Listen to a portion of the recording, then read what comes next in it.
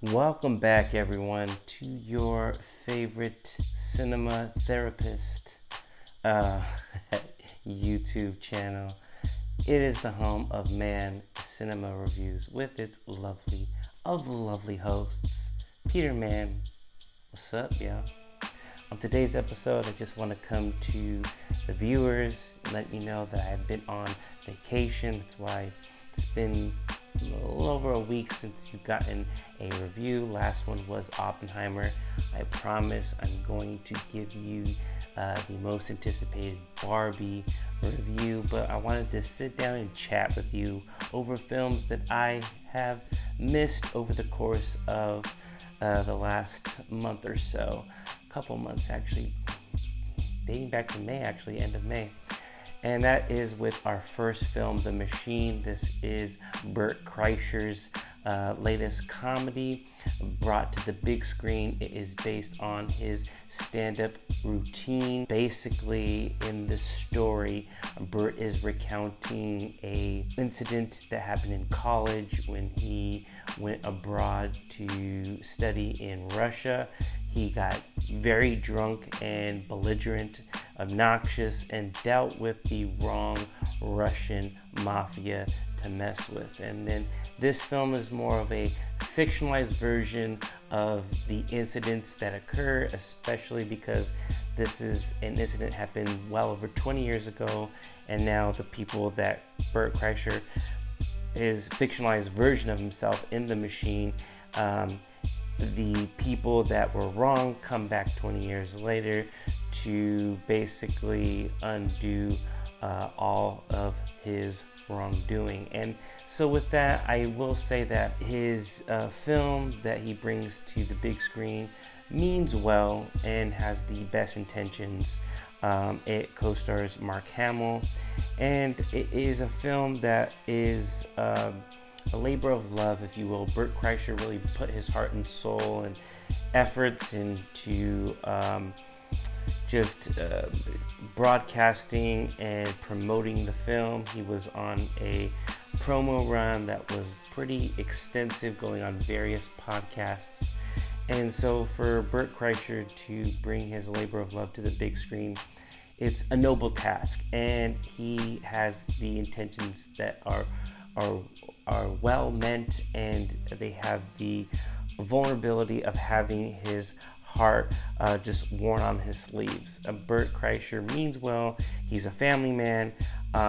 He is a big, loud, very funny stand-up comedian. Also has a podcast called Two Bears, One Cave with his partner in crime, and salute to him and his endeavors. I will say that bringing his fictionalized version to the big screen is a little bit of a misfire, and I will say that the production and the budget just is stretched. The dollar is stretched. This $20 million product really looks well. It shoots well. Cinematography is great, I will say, but I just feel like Bert Kreischer put too much into it and invested way too much, and just was overshot and overblown, and the violence ramps up all the way till the end of the film. It plays like a family film, but doesn't really know its audience. Doesn't want to know if it's being raunchy. Doesn't want to know if it wants to push the envelope and be this very rambunctious, raunchy comedy, or it wants to be a well-to-do family film that could have used a better release date. It was releasing on the same weekend as The Little Mermaid. I don't know whose idea was that, as well as a fellow stand-up comedian who brought his own version about my father, or the film with Robert De Niro in it. I'm blanking on the comedian right now, but his film released the very same weekend as well. Did a little bit better, was a higher budgeted than The Machine, made 15 mil off of a $29 million budget. Unfortunately, for all Bert Kreischer's efforts, this film was made on a $20 million budget against a $10 million return. So Bert, I salute you. You do way more for your podcast and your audience. For just being you, you are special. I am a fan of your podcast. I am a latecomer to the show, but I am a listener currently. I will say that your efforts on the big screen just may be well-intentioned, but a bit of a misfire, because it wasn't as nearly as funny as you may have projected it to be. And if you are a big fan of Bert Kreischer, I'm sure you're a fan of the film. Me becoming a newcomer of his stand-up routine and his podcast, I thought A for effort, but I'm going to give The Machine 1 star. Going on to the next film, The Boogeyman. This film is based on a short story by Stephen King. Is directed by Rob Savage of Shudder fame, The Host, I believe, which was like a 30-minute to 50-minute long, basically live stream. It was during the pandemic. It's basically a Zoom call amongst friends, and it's all about what goes bump in the night. There's basically a bunch of supernatural stuff that starts to occur. I really liked that film, and so I was really looking forward to a feature-length film from the director. And this is what we got. This stars Chris Messina and David Desmenchow. I mean, this guy's credits are, a plethora. Dune, Blade Runner 2049, I believe. The weird guy from The Dark Knight. He was a big character as Polka Dot Man in the latest The Suicide Squad. You know him when you see him. Well-to-do cast. For being a PG-13 horror film, just because it's a PG-13 film doesn't mean it's not scary. Case in point, The Ring or Megan. Unfortunately, with The Boogeyman, this film just doesn't really rise to the occasion. This is basically about a family, 2 girls, one named Harper. They're sisters that are reeling from a recently deceased mother, and their father, Will, who's a therapist, is already going through a rough patch, a path of grievance that he has to deal with. But a desperate client of his comes to his sanctuary, his home, where he practices, but leaves a supernatural entity that preys on vulnerable families and their grief and uses it against them. Basically, the boogeyman preys on those that are vulnerable to fear. So it has a great setup. Unfortunately, it's pretty stale and stagnant. It moves kind of at a sluggish pace. And for being under 100 minutes, it really does show that that it's just a by-the-numbers horror film. It's not the worst thing that I've seen, yet it just feels just kind of your middle-of-the-road horror film, supernatural film that has its moments when the creature does appear on screen. However, it does take a while for that to manifest, and we just have to go through the motions as an audience. It is getting decent reviews when it was in theaters. I believe it was like 76% on Rotten Tomatoes, which is not a bad score. To me, it's kind of run-of-the-mill. I've seen worse. I'm going to give The Boogeyman a marginal 2.5-star review. That's just how I feel. Going on to, I think, a better film, and that is The Blackening. This is directed by Tim Story. I did a short video of my reaction to the movie. I just thought it was amiable. I thought it was vibrant. I thought it was just full of energy. It is a short film. I mean, probably under 100 minutes, but I don't feel the running time, and I wish it was a little bit longer, just to be honest. This has Mayo X, just a plethora of stars. The guy who plays Clifton is the real highlight of this film. does what Jaleel White did for Urkel in Family Matters.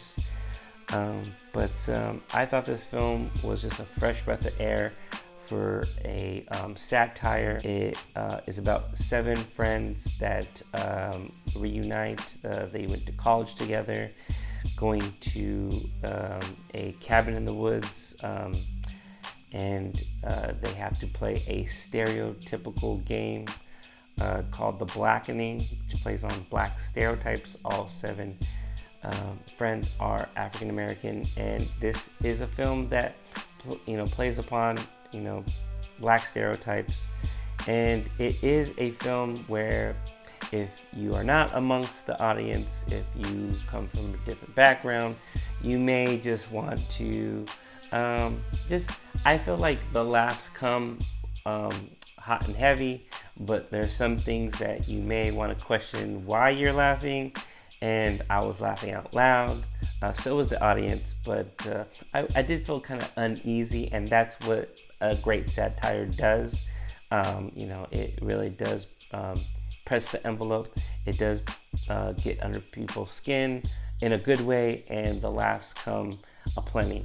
I will say that it's not as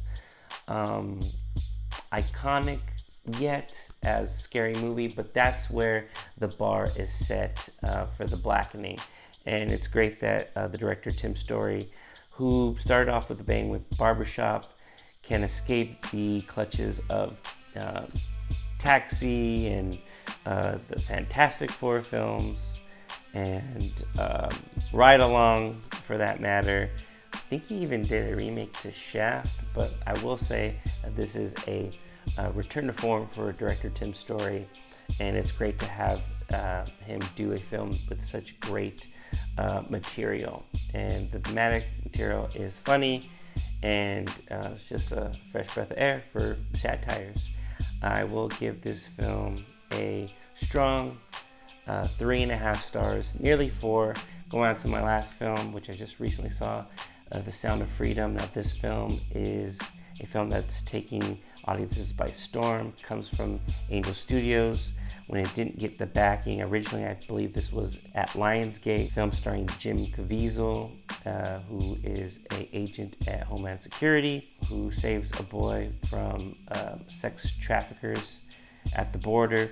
But then he comes to realize that his sister is still held captive, going to Colombia in the jungle, in uncharted territory, full of rebels, and he'll try to save her from a fate worse than death. Now, this film is very heavy-handed. I will say that it starts off with a just bang of a first act.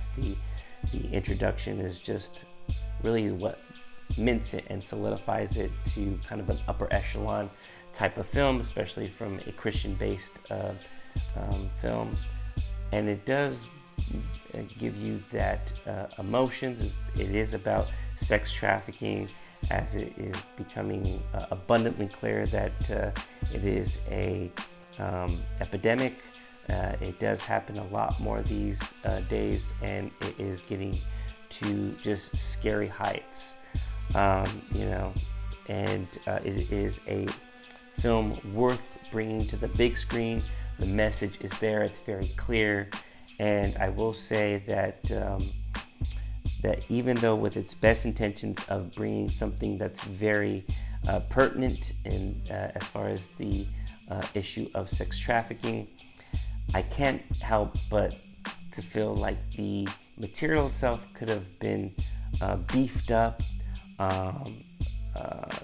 Jim Caviezel, with all of his backing, this guy did play Jesus Christ in the very polarizing film by Mel Gibson, The Passion of the Christ. It being a Christian-based film, Jim Caviezel does what he can, but what he does mostly in this film is just smoldering, threatening looks, and his demeanor, his speech is just always like he's coming out of the shadows and has this rough, edge demeanor.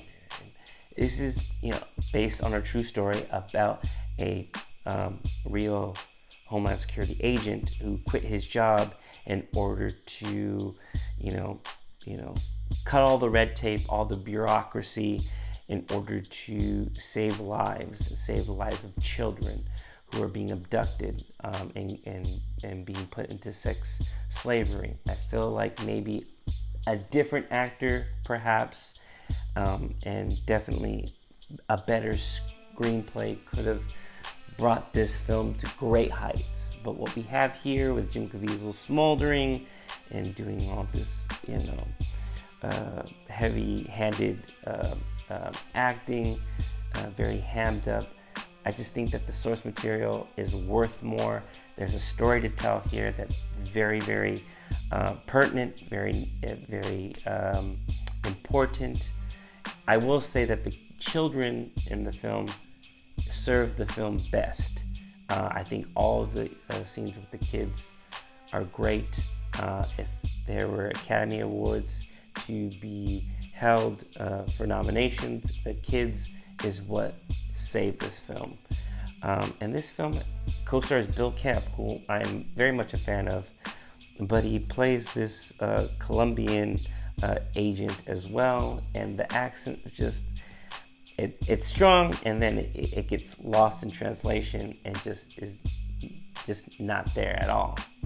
But with all the film's shortcomings, I will say that this film, when the kids are on screen and when the issues of sex trafficking are highlighted and the heroic adventure of this real-life Homeland Security agent is brought to life, there are moments that do rise to the occasion, but just not as consistently as I would have liked.